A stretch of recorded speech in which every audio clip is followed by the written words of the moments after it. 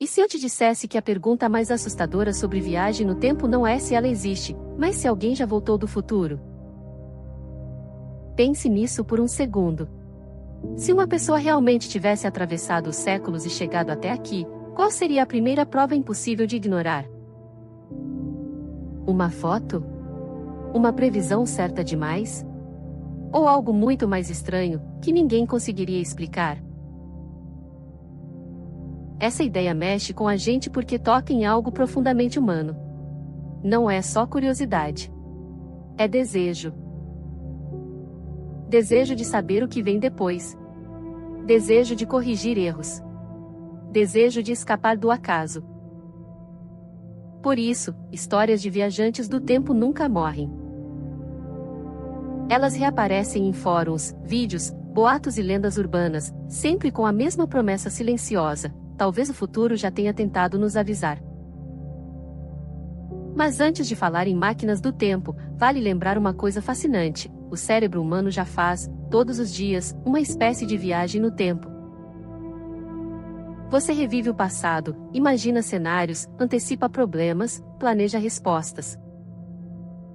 É como se a mente abrisse pequenas portas para ontem e amanhã o tempo inteiro. E isso não é poesia.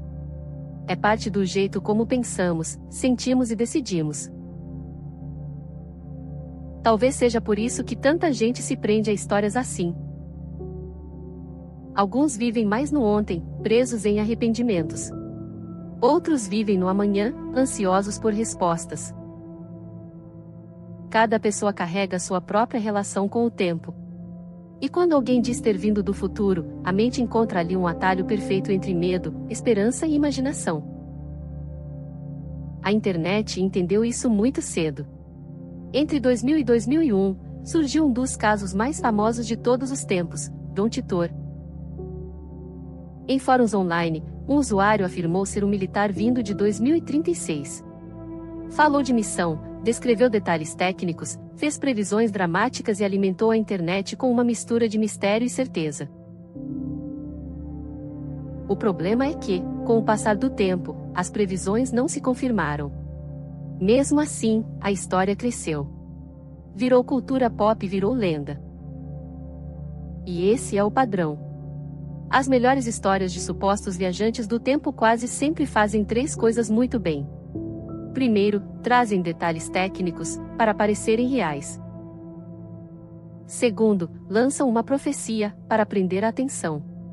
Terceiro, quando falham, oferecem uma saída elegante, linha do tempo alternativa, mudança de eventos, universo paralelo, interferência desconhecida. É uma estrutura tão boa que parece ter sido desenhada para sobreviver mesmo quando a realidade não coopera. Outro exemplo famoso foi Andrew Carlson, uma história que circulou como se fosse um homem misterioso que teria feito uma fortuna absurda no mercado e depois admitido vir do futuro. O problema é que o rastro mais forte dessa narrativa aponta para tabloides e viralização online. Ou seja, uma história sensacionalista ganhou vida própria porque era irresistível. Ela prometia exatamente o que muita gente gostaria de ouvir: alguém já esteve lá, e sabe como tudo termina. Existe ainda o caso do cronovisor, uma suposta máquina capaz de ver o passado. A história envolve nomes, datas e uma aura quase sagrada de segredo revelado. Mas, quando a investigação encosta na fonte, o que sobra é uma névoa de versões, associações frágeis e evidências duvidosas. Mesmo assim, o mito continua circulando há décadas. Porque a ideia é poderosa demais para morrer fácil. E aqui entra o ponto mais importante. A ciência não diz que o tempo é simples. Pelo contrário. A relatividade mostrou algo estranho e real: viajar para o futuro, de certa forma, é possível. Não como nos filmes, com um clique e uma porta brilhante, mas por meio da dilatação do tempo. Relógios podem marcar tempos diferentes dependendo da velocidade e da gravidade. Isso é medido. É real. E é usado até na tecnologia que guia o seu celular todos os dias. O GPS funciona porque a relatividade está correta. Sem as correções necessárias, os erros de posição cresceriam rapidamente.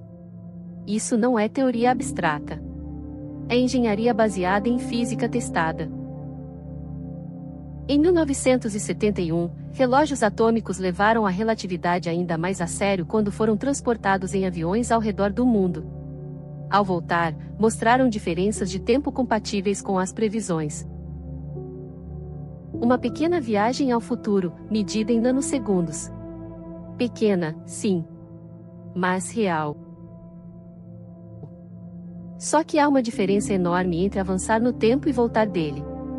A primeira já entrou no território da ciência confirmada. A segunda continua cercada de problemas.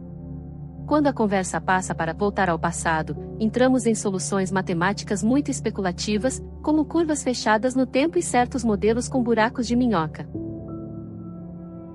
O problema é que, para isso funcionar no mundo real, seriam necessárias condições extremas, materiais exóticos e uma estabilidade que nunca observamos. E mais, quando você tenta montar uma máquina do tempo para o passado, os paradoxos aparecem imediatamente. O clássico é sempre o mesmo. Se alguém voltasse e alterasse um evento crucial, a própria linha do tempo poderia deixar de existir como conhecemos. Isso gera uma tensão enorme na física. Por isso, muitos cientistas defendem que talvez exista algum mecanismo natural impedindo esse tipo de viagem em escala macroscópica. Stephen Hawking levou essa ideia ao limite com a chamada proteção cronológica.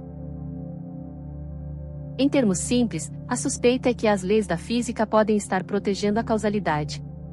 Como se o universo dissesse, até aqui, sim.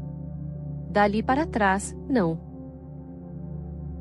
Não porque seja impossível imaginar, mas porque não encontramos um caminho confiável para tornar isso real. E então chegamos à pergunta central. Se alguém realmente tivesse voltado do futuro, onde estaria a prova?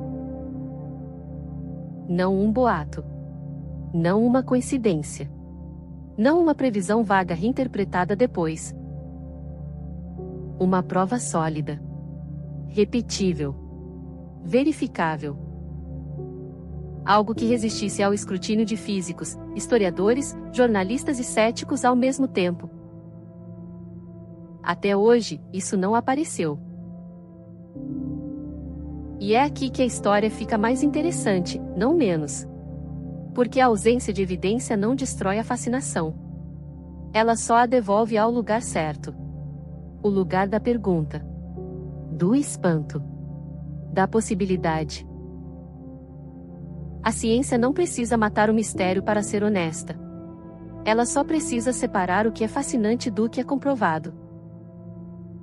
Talvez seja por isso que continuamos obcecados com a ideia de alguém vindo do futuro. No fundo, não estamos apenas perguntando sobre o tempo. Estamos perguntando sobre nós mesmos. O que faríamos se soubéssemos o que vem amanhã? Que erro tentaríamos corrigir? Que desastre tentaríamos evitar?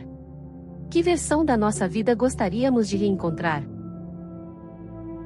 A verdade é que o futuro sempre nos chamou. E a imaginação sempre respondeu.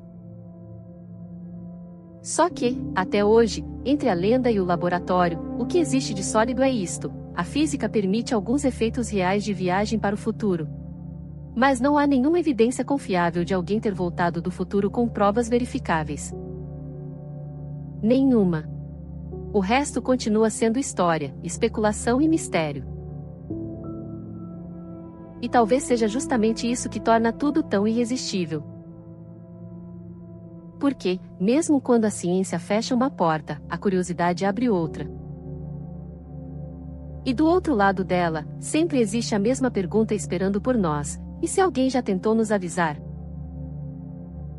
Se você curte mistérios assim, comente qual história de viajante do tempo você já ouviu.